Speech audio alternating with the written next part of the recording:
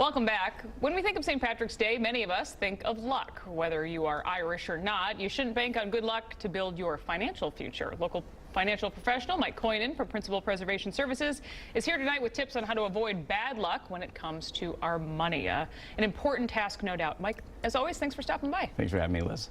So how do we avoid bad luck when it comes to our money? Well, I think a lot of people count their bad luck with finances just because things happen in life, but really it's a consequence of your bad decisions, bad habits, maybe bad guidance. So I have the 5 tips I can help you get on track with your good luck with finances. And I think it starts there with our emotions, and I think a lot of us don't really realize how much of a role they play. Yeah, there's a lot of people out there when maybe they're down in the dumps, they're not feeling good, they like to do this retail therapy, spending, shopping, right? And it doesn't work, right? So you just go spend money, think that's going to solve the problems. It just equates the problem, makes it worse.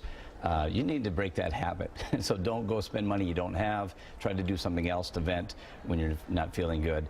Which leads to my next topic is don't put on credit cards, because credit card is the worst debt you could possibly have if you're carrying a balance. You charge $2,000. It's going to take, probably with a minimum payment, it's about $4,000 by the time you pay that $2,000 bill off. So try to get those bills paid off, get your budget in order.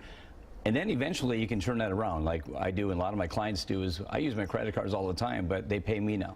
So I use the rewards, I get a couple % back each month. So eventually you get those debts off and it turns into a good thing. So you say it really is that simple. If you can't afford it, don't buy it. Don't buy it at all. Thank you.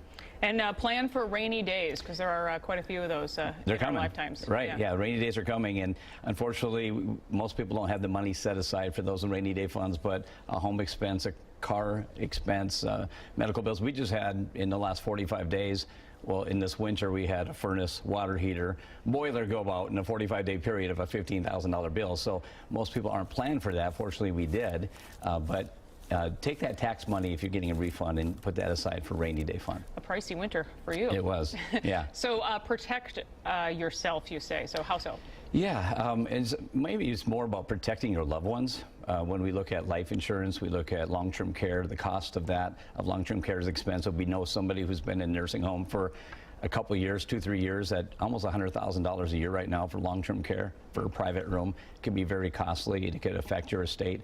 But then we also know people who had passed away and they didn't have life insurance for their loved ones, and they had to drastically change their lifestyle because they weren't protected. They still had a mortgage and they had to sell the house, and life's in a disarray. So my recommendation for the life insurance, get as much as you can when you're young.